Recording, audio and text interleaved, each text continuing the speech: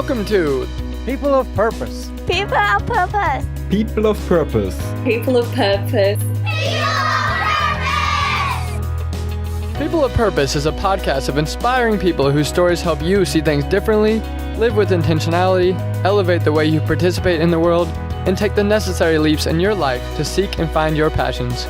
Come with us and develop the courage to wholeheartedly pursue your purpose and unleash your truest potential.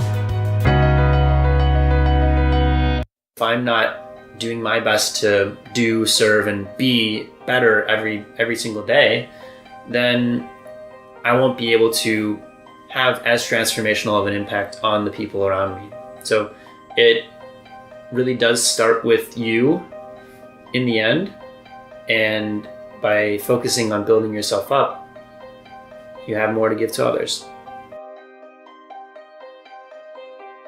Good enough is the enemy of great. I think of energy management as sort of a way of looking at things, of looking at your well-being. Writing is so powerful as a mechanism for making our subconscious tangible.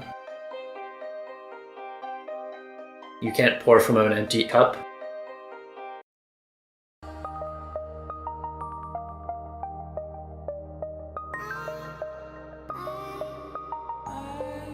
Today's guest is Patrick Buggy. Patrick's purpose is simple: to create his best life and help others to do the same.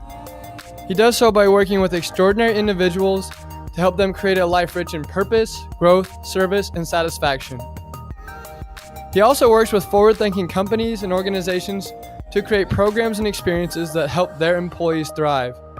For Patrick, this isn't about reaching a specific state or destination, but embracing that life is continually an act of becoming. Spending your time in a way that aligns with your priorities and values is paramount. Doing whatever it takes to show up in the most powerful way so that you can contribute to making the world a better place. Prior to starting Mindful Ambition, Patrick went to undergraduate at Washington University in St. Louis. He worked across strategy and marketing at Gravity Tank, which is an innovative consulting company that was later acquired by Salesforce in 2016. Patrick grew up in Minnesota, which is where we caught up in the Twin Cities on a beautiful noon Saturday in his new home in Northeast Minneapolis. You can find Patrick's work at mindfulambition.net, which is where you can access free articles and tools to help you do, serve, and be a little better every day. I first met Patrick through a meeting I had in Chicago when I was discussing my podcast with a friend in a coffee shop. I was fresh off a 14-hour Greyhound bus trip from Kansas City, where I spent the majority of my trip plotting out the beginning ideas for what has now become People of Purpose. I didn't even have a name for the podcast at the time, but thankfully the abstract vision that I was able to articulate to my friend that day in August led me to Patrick in Minnesota. There was actually another sign that Patrick and I should meet. On the day of our interview, I found out that Patrick and I share a common friend. He's actually dating my good friend, another high-quality person, whom I met and studied with in Morocco. Today, both Patrick and I are in America, and she's in Denmark. It's interesting how things are orchestrated, and I love these moments in which you realize how small the world is and how it works in such magical ways. Patrick's faith and self-reliance to step away from his world to one of more personal significance and purpose is remarkable. I find his wisdom to run deep, his communication to be highly articulate, and his mind full of rushing intellect. What separates Patrick from his peers is a profound calmness that he carries with him and inside his apartment. He is truly a young and intentional leader. I'm excited for you guys to meet. Without further ado, please meet Patrick Buggy.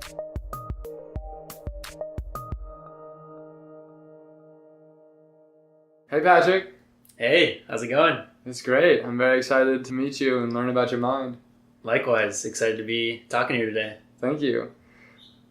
So let's talk about what is it that you're pursuing. You speak about how mindfulness is accessing something that's deeper, that's accessing something that's based in intention. What are those deep intentional things that you're pursuing right now? Yeah, so I've created a company called Mindful Ambition, and it's all about helping people live their best lives. And that's what I see my purpose as doing, is to create my best life and help others do the same, I think there's an interesting paradoxical notion that by focusing on ourselves, we can actually create the biggest positive impact in the world on others. So I think all of us as Homo sapiens, as humans, have an urge to help others. Everyone likes to help other people. But oftentimes we don't know the best way to go about doing that. We don't know how to be better to others. And I've found that it's been really effective in my life to, by focusing on myself, by building myself up, to be able, that helps me be able to give more to others. And so in going through my own journey of personal growth and transformation, I've become a bigger, better version of myself, I believe. And that gives me more energy and insight and willingness to help others and share with others. And so through Mindful Ambition, I've created a wealth of resources and articles and tools online that I can share with, thousands of people across the world. But then it's also set up the foundation for me to do deeper, more impactful work with people more directly. So through my one-on-one coaching and through running workshops and developing programs with companies. So those are sort of the main three avenues of what this business looks like. And it's really exciting to be spending my time and energy every day focused on things that are about helping other people live well. But if you come back to my original statement there of, I see my purpose as to create my best life and to help others do the same, I actually put myself first there, which is kind of counterintuitive because it is all about helping other people. But I know that if I'm not walking the walk, if I'm not building myself up, if I'm not doing my best to do, serve, and be better every single day, then I won't be able to have as transformational of an impact on the people around me. So it really does start with you in the end. And by focusing on building yourself up, you have more to give to others. Wow, that's beautiful. So who is it that you're finding is really buying into this? Who are your clients? What are the walks that they're trying to walk? Yeah, it's been cool to see the many walks of life that my audience comes from, that people I've coached have come from. So it's anyone from mid-level executives who work in really stressful jobs and want to find ways to bring themselves back into their work, feeling a little disconnected from what actually matters to them, and having, perhaps been in the same career for a couple decades and have lost touch of what excites them and what brings them up, and sort of are living in this continual state of anxious, stressed anxiety. To, it's anyone from that to young people who are on their own journey of self-discovery and are maybe more fresh into the workforce and are trying to navigate, like, what does it mean to live a good life, and what does it mean to blaze a trail forward that is in line with things that I care about. So I've worked with people to build more sustainable, healthy habits, to make complex decisions like, I'm deciding between these two grad school programs, both of which are in line with things I care about. Like, how do I think about navigating that situation? Well, Can you help them to figure that out? Yeah, and so it just facilitating a conversation that is really open and honest and clear about digging into, all right, how did we get to where we are today? What are the things that have led you to your current state?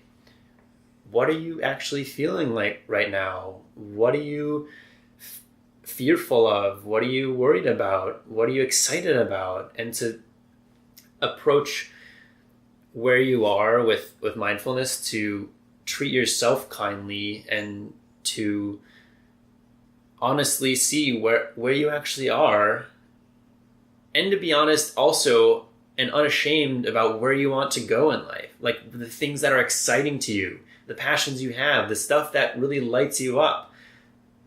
To be honest about that, and if I can be a clear listener, an open voice, or a person to help draw that out of you, that's an incredible position to be in. It feels, I always say that I consider it a huge honor to coach others, because people let me into their lives in a way that is really impactful and meaningful. And so the types of people who I've been able to work with span all age ranges. They span different types of careers. They're men and women, they're parents, they're students, they're executives, they're athletes. It really does span a huge spectrum, but there is this common thread amongst everyone that is, I have this hunch that I could be doing things a little better. Like the way that I was taught to do things, or maybe I was never actually taught how to think about and navigate my emotions, my thoughts, my feelings, my passions, my whatever it might be in life. Mm-hmm. That's what I help people do through Mindful Ambition, is to focus on these elements of their lives that they were never set up with frameworks to think through. We have no class on life. We learn about science, we learn about math, we learn about history, but somehow we don't ever learn about what it means to live a good life, and how to manage our energy, and how to make tough decisions, and how to process the world around us. And so that's my goal through everything with Mindful Ambition, is to help others create really rich, meaningful lives, but doing so by distilling the complexity of life into more simple, straightforward, understandable approaches. And this is not coming just from my mind. Like I feel like I am a conduit for sharing wisdom and knowledge and understanding that I have gained from countless philosophers, experts, business leaders. So what transformative capacity does catastrophe play in your life, or how does it play out in the lives of others? Yeah, I think catastrophe relates to positive change in a really interesting way, in that it can be oftentimes the catalyst or the ignition that we need to create really positive changes in our life. Oftentimes we grow up and go through life in a very comfortable, established way, that there's a path in front of us. We have clear line of sight of the next sort of approved thing to do. And as long as things are going well enough, as long as things are comfortable, we don't question it too much. And that was the case for me in my own life. I think growing up for many years, just kind of went with the flow, went along with the way that things were set out before me, the things that I was expected to do and be. But catastrophe, I think potentially an extreme word, but I think the role that negative things or uncomfortable, stressful, challenging experiences, the role that those things can have in our lives is to force us to take stock of what's actually going on in our lives, and look inwards to see, what do I actually really care about here? What are my priorities and values? Like, what matters to me? I'm in this place of stuck, or some sort of catastrophe, some sort of negative thing is weighing down upon me, and I feel small and insignificant and out of whack and totally off track, and it seems to have hit me just like out of the blue. Well, it didn't really happen out of the blue. It happened probably as a result of many smaller things along the way. But to be in that place, to be in that down and out at rock bottom type place can actually be a real gift, because it forces you to consider the things that will help you get out of that place. If you never got into a place like that, you'll probably continue going along with good enough. But having been to that darker place, you start to put together the pieces of the puzzle that help you create something that's far better than what you had ever done before. What was that quote you said to me just before we turned on the microphone about good and good enough? Yeah, good enough is the enemy of great. Yeah, I love that. Yeah, so if something is continually good enough, if it's always comfortable enough, if there are maybe no clear, strong negative pains associated with it, or we're creatures of comfort oftentimes, we gravitate towards the comfortable, understood thing. If you've always been in that place of good enough and comfortable, then you don't feel any strong motivation or pressure to do anything different than what that is. But if you have some sort of catastrophe or some sort of culmination of things that get you in a more down and out kind of place, then you have the opportunity to move forward in a new way. You kind of pivot, reorient yourself towards things that help you get unstuck. And once you are unstuck, then you can continue doing those things and continue taking those steps forward on things that really align with who you are and what you value. Yeah. So when was the time that you had to unstick yourself? Yeah, I hit my quote-unquote rock bottom place a couple years after college. And I had left college, taking an awesome job in a new city, was in a relationship from college, was moving to a new city, Chicago, with a whole bunch of people that I knew, had the seeds of a lot of good things. It's the classic story of, you go to college, you get a good job, you keep moving on that progression.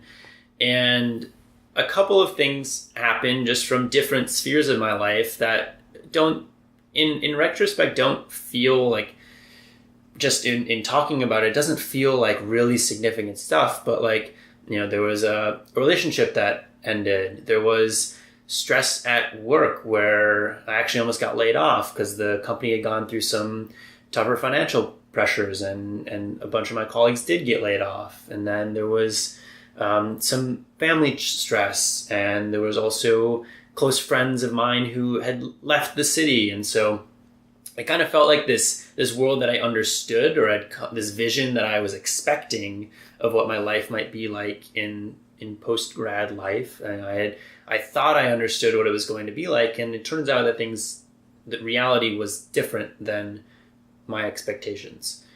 And from that place, I think I got very isolated. I felt isolated. I felt lost, uncertain of where I wanted to go in my career, felt a lot of pressure from just the stories I had in my head about how life works, and finding the career that motivates you, or is, following your passions and all these things. And but I had no clue what I wanted to do, no clue about any of it, and had a hard time getting myself out of this down and out place.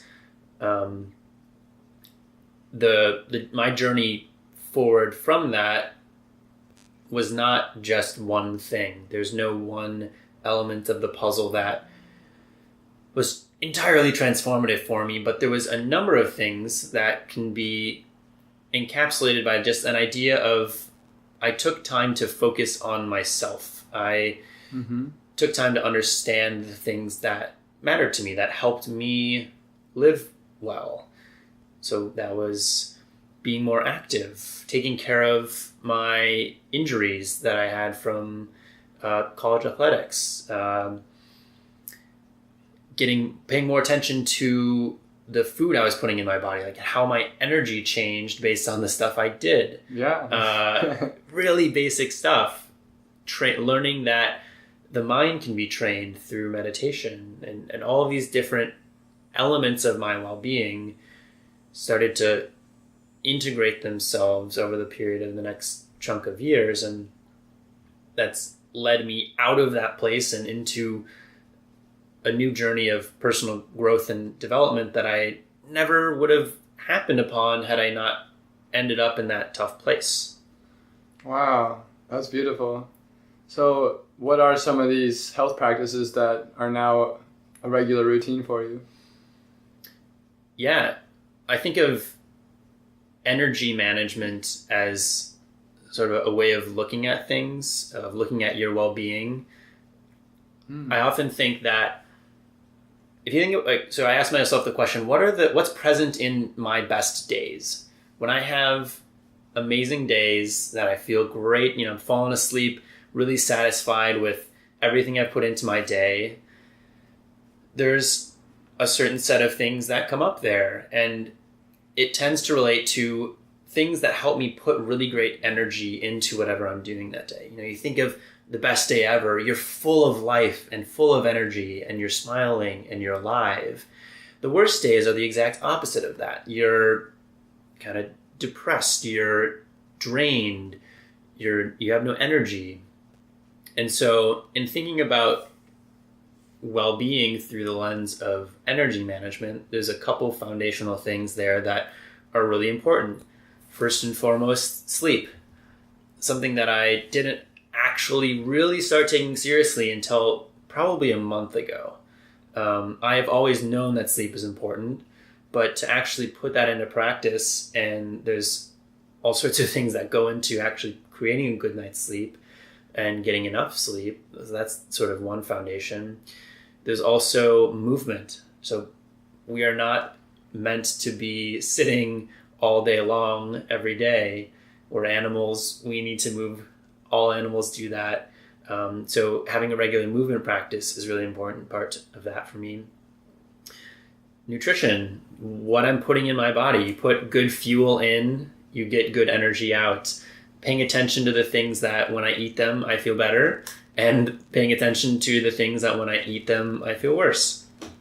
Macro concept here is do more of the things that make you feel good and fewer of the things that make you feel less good. Wow, that's some deep logic. I know, it's very complex. Yeah, what do you think about simplicity of life? How can we combat our complex notions of how we need to live, or how we can foster amazing amounts of happiness or health in ourselves? Like, is that a complicated thing to you? I think it's very simple, but not easy, which is an important distinction. I think it's simple in the fact of if you understand the things that light you up, if you understand the things that matter to you, then it's actually a pretty clear decision of, should I spend my time on X or Y? Well, which one is more closely aligned with my values and priorities? And those things change over time. Like what matters most to me right now probably isn't the exact same set of things that will matter most to me 2 years from now. Mm-hmm. But having a greater sense of self-awareness helps you to understand those things clearly, which means that the decisions you have to make, if you're making them through that lens, if you do believe that spending your time in a way that aligns with what matters most to you is important, which I think it is maybe the most important thing, then it's really simple. There are the way that it's not easy. I say simple but not easy.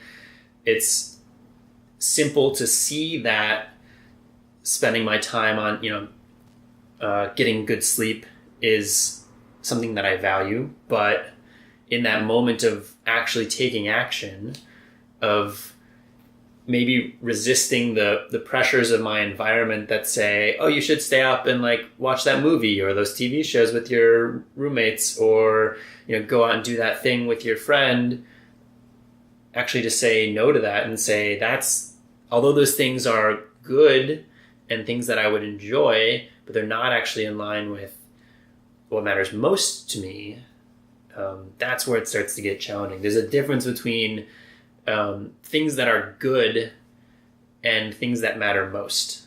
What have you learned about how to understand what matters most to you since maybe this period that you were feeling stuck? What have you done from there until now to really learn what matters most to you, to listen to your true self?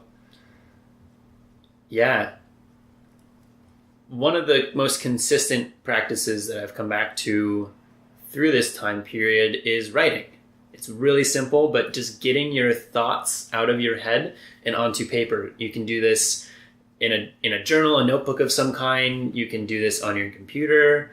But there are different types of journaling practices that help facilitate greater self-awareness. And there's a sense of objectivity that you get when you write your thoughts down, when you write things down, that you actually put some distance between yourself and those things. And there's also a sense of clarity that comes out, that you might feel like there's so much going on in your head, but it's actually just like a couple things that keep spinning around. Our thoughts are not necessarily easy to untangle when they're just up in our head. And so getting them into a new format, writing those things down, helps you to see those things more clearly. And also, when you do this over time, even just writing simply about what's going on in your days, the things that you feel really good about, the things you feel grateful for, the things you're excited about, what you're thinking about, any of those things, you'll begin to notice patterns over time. You might realize that, like, oh wow, I write about the same thing over and over and over again, or I have this recurring thought that I should do X, but then I don't do it. Well, maybe that's a sign that you should do X. And so writing is so powerful as a mechanism for making our subconscious tangible. Yeah. Bringing these thoughts that, if you ever observe a thought, it sort of comes from nowhere. It comes from somewhere in your subconscious into your conscious mind, and then to write that down on paper makes it tangible. So it's this, if you ever do any sort of free writing exercise where you just write whatever comes to mind, that's how I think of it, as an act of making your subconscious tangible. Yeah, very cool. So I want to get into the business that you've created around these sort of focuses in the lives of other people. But first, I want to just ask you, what is mindfulness to you? Mindfulness is simultaneously so many things to me. It's the foundation on which I live my life, really. So the traditional definition that I'll come back to is, mindfulness is a state of mind where you are in the present, focused on the present moment, non-judgmentally. Mm-hmm. But what it represents to me is a way of navigating the world.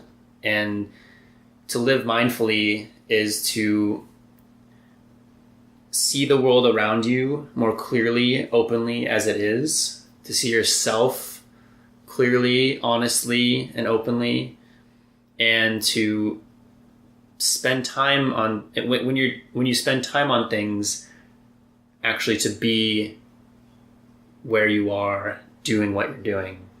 We live in a world that is super connected, super on, super stimulated, mm-hmm. and very distracted. And it can lead to this feeling of running around all day but having not actually done anything. And so mindfulness to me means actually living, because I'm in the moments where I'm at, doing the things that I set out to do, and I'm doing things with intention. I'm doing things because I want to do them, because I'm clear that they need to be done, and not just reacting to whatever is in my environment, distancing myself from those reactive tendencies means less time on my phone, less time on internet and email and things like that. And when I'm on those things, doing so because I know that I want to be doing them. And so try and distill that a little bit more clearly. Mindfulness means living life fully to me. And it, by practicing mindfulness, by understanding that the opportunity is there to live in a deeper manner, it's something that I prioritize practicing and am continually working on. And it goes against the natural tendencies, these sort of gravitational forces of our mind and our society to be really intentional and present throughout the day. But I think because of that, it's really worth pursuing. Yeah. What do you do to become so educated in order to be that leader that other people need? It all started when I was in my down and out place. I started listening to a lot of podcasts. I started reading more books and articles online. I started to just look out for people who are sharing knowledge, great sources of wisdom that have been told through time. So a lot of this is related to mindfulness, but I also have an interest in business. And so I learn a lot from business leaders and from authors on a whole range of subjects. There are incredible podcasts out there that bring together these, it's a meeting of minds of some of the most incredible people in the world. And they're sharing all this wisdom, and to listen to these things and to take what is being shared and actually try stuff out. That's where it really becomes powerful. And that's where I gain the confidence to share it with other people, is to say, wow, I learned this perspective or this approach or this way of thinking from someone else. And I'm not just parroting it. I'm not just repeating what someone else has said, but I'm taking what I learned from others, trying it out in my own life, experiencing the benefits of that, and then going about sharing it in a new way, trying to bring my perspective into it and teach what I know to help others. What's one common podcast and one common book that you recommend your clients?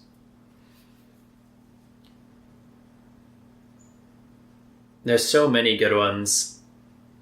One that's consistently been a source of incredible conversations for me is the Tim Ferriss Show. Wow, me too. I did not know that. Tim's an incredible interviewer. I think he brings in a lot of subjects from business to performance to wellness, physical fitness. He spans a lot of awesome topics, and he brings together just really incredible minds.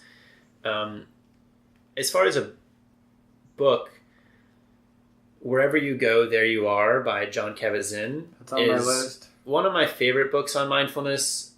I think what stands out to me about it is its approachability. The chapters, if you could even call them that, the sections of the book are no more than a couple pages long, sometimes just 1 or 2 pages. And each one is a bite-sized element of mindfulness and mindfulness meditation and applying that into your daily life. And so it's a really approachable book to just bite off little bits at a time. I think oftentimes we get overwhelmed by books. There's, hundreds of pages and we feel like we have to read it all the way through, and it's sort of this daunting thing, but he teaches mindfulness in a very straightforward, easy to understand way that makes it feel approachable. Yeah, he's known as the person that has most effectively, or maybe first, pioneered that approachability, where he brought Eastern depth into a Western way of communicating it and understanding it, so that we as busy Americans, all wrapped up in technology and in progress and wealth creators and legacy, constructors, we can understand what monks and what people in the East are actually thinking deeply about. I think that's cool. Yeah, I think it's transformational to be exposed to that different way of thinking, a different way of viewing life. I don't use the word transformational lightly. I do feel that mindfulness has been a very transformative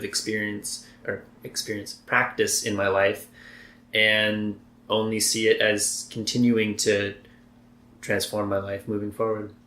Wow, that's awesome. What do you think is specific to you that people trust or decide that they're going to reach out to? Because your role requires them to be highly vulnerable, to admit that they're not perfect, to admit their flaws. They're probably sharing a lot of things with you that they don't share with their family or their friends. What quality about you that do you think facilitates such transformation in others? A lot of my relationships come through Mindful Ambition, the work I do online. And so I'm able to create relationships with people through my writing, which is, again, coming back to this idea of distilling complex things and making them really approachable and friendly and easy to understand. I think that's approachability is perhaps something that I'm good at fostering. So through my writing, I'm able to build these connections with other people, and they understand that, or they get value from what I'm sharing, they get value from what I'm writing, and it leads naturally into a deeper relationship.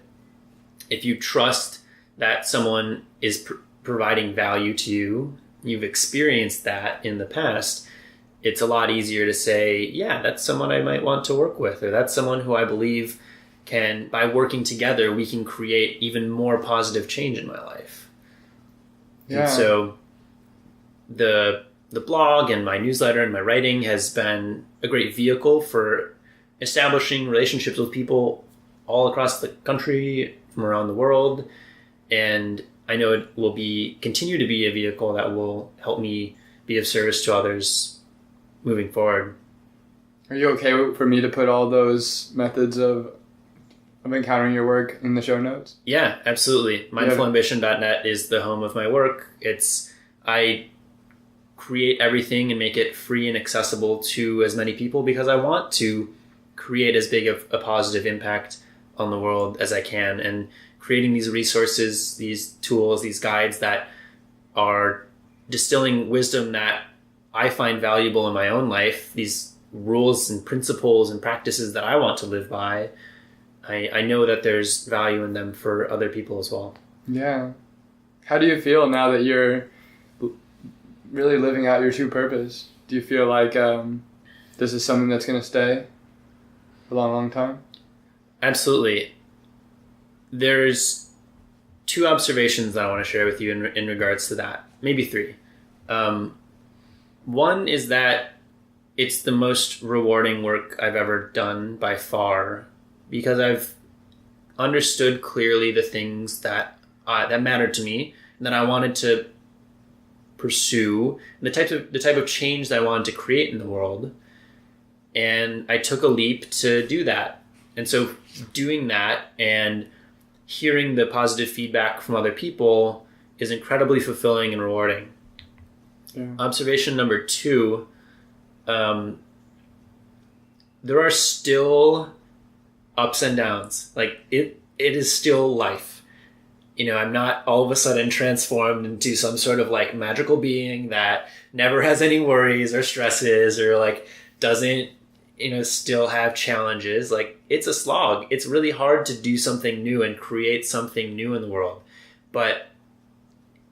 So it's hard, but am I excited to be doing it? Hell yeah.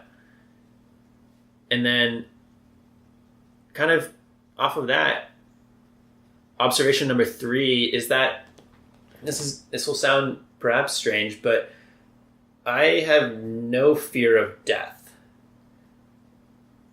And when I was younger, I actually was pretty scared about the concept of dying. Like it felt very terrifying to me. It felt like something that I would just be I couldn't comprehend the ramifications of. And of course, I love to live, but I know that I am spending my time in a way that is so in line with the things that I care about and things that I want to be putting out into the world, that I'm just not.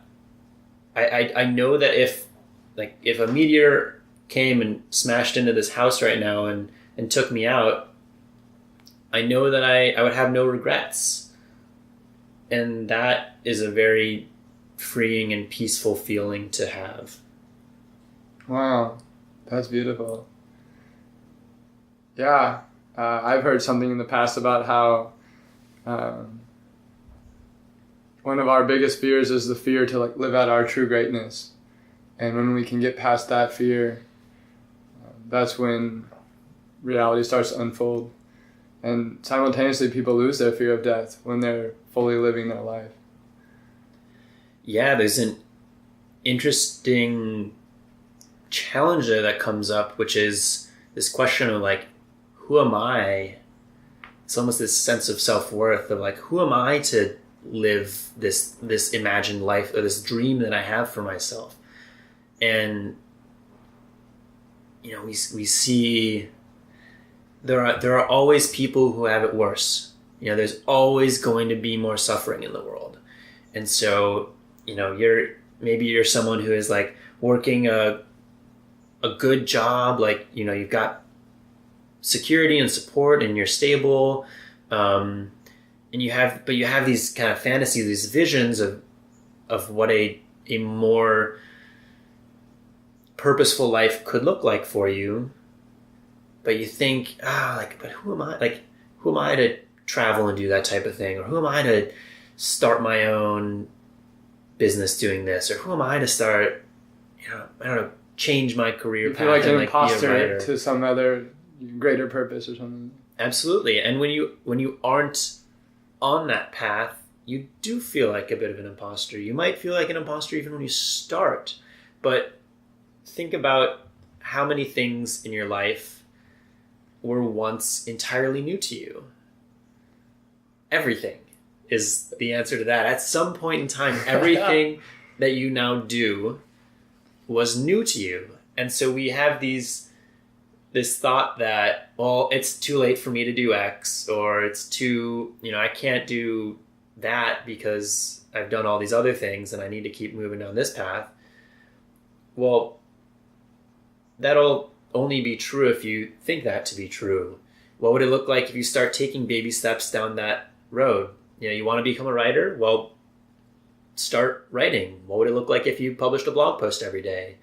What would it look like if you wrote in your notebook for 10 minutes a day? There are ways to more gradually shift from where you are to where you'd like to be than we might think in the get-go. We want these changes to happen instantaneously. We want them to happen overnight, but that's not how growth happens. Growth happens bit by bit, step by step, day by day, but only if you put time into it, only if you prioritize it. Yeah. Do you have any visions of your future? Imaginations of what you'll be like in 10 or 20 years, or any certain legacy that you envision leaving behind? Yeah, I think about what mindful ambition could be and the impact it could be creating on the world 5-10 years from now. It's incredibly powerful and exciting to me. There are a couple different ways that I think about it and envision the impact that I want to have on the world. One is on a level of scale. So reaching thousands, millions of people through my work, helping them live more mindful lives, helping them create lives that are rich in purpose and growth and satisfaction.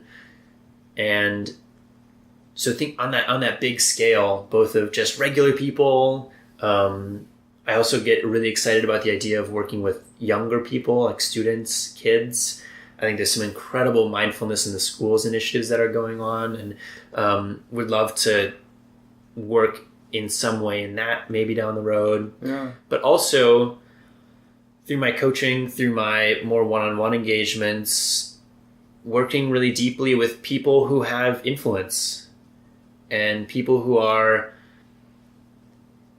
have an impact on the world around them, be it business leaders, politicians, people who really have some sway in the world, and to think about the impact that shifting someone's perspective, helping them to live their best life in a position of power, and to use that power for a way that is supporting others, for a way that is in service to others and lifting people up, that gets me really excited to think about what that change could be. And so I'm in the early stages of creating that change now, and know that it will require a whole lot of growth and development for me to get to that future vision. But I know that I can get there. And the way that I go about getting there is waking up each day ready to work on the things that are important to me, ready to learn, expand my horizons, ready to go deeper within myself to understand really what matters, really what I'm feeling, and just take it one step at a time. My final question is, what are you going to do this weekend to lift yourself up in order to lift others up? This weekend, I'm going to my family's cabin to spend some time with my mom and dad. And so I'm prioritizing rest and rejuvenation and spending time with people that matter to me so that I can go into my next week of work with as great of energy as possible, because we're only able to get as much out of something as the energy that we put into it. And so that's why, that earlier section talking about energy management, that's why that's so important to me, because I know that if I am taking care of myself, if I'm doing things that are lifting myself up, then I have more to give to others. You can't pour from an empty cup. That's a phrase I like a lot. And so this weekend I'm filling up the glass, taking time to rest and be with good people and be outdoors and read books and work on being a little bit better. That's great. Thank you for You're being welcome. you. Thank you for being you.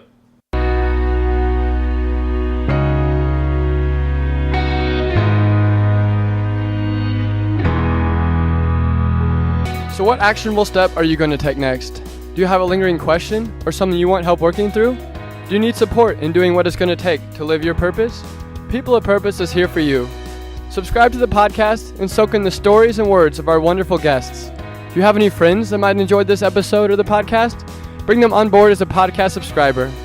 If you want to actually see the guests behind the voices, as well as the purposeful people and communities I'm a part of around the world, follow the podcasting journey on Instagram at People of Purpose Podcast. You can connect with our purpose-seeking community on Facebook at People of Purpose by liking and following our page.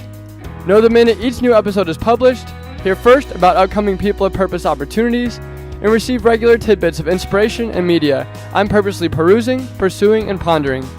It's simply a regular dose of goodness, intentionally filtered by me, to nourish your personal path of purpose. For the ultimate engagement, join our intentional group Purpose Seekers from the Facebook page. Join in longer form discussions, link up with accountability partners, and share in opportunities and challenges to better know and grow in your purpose. Send me a direct message on either Facebook or Instagram if you want to talk privately and receive personalized guidance on how to raise your sails and right your ship. Come forth with your biggest dreams and aspirations, and I will do my best to connect you with the necessary resources and mentors from my network to start your trek along your personal path of purpose. Cheers, and here's to becoming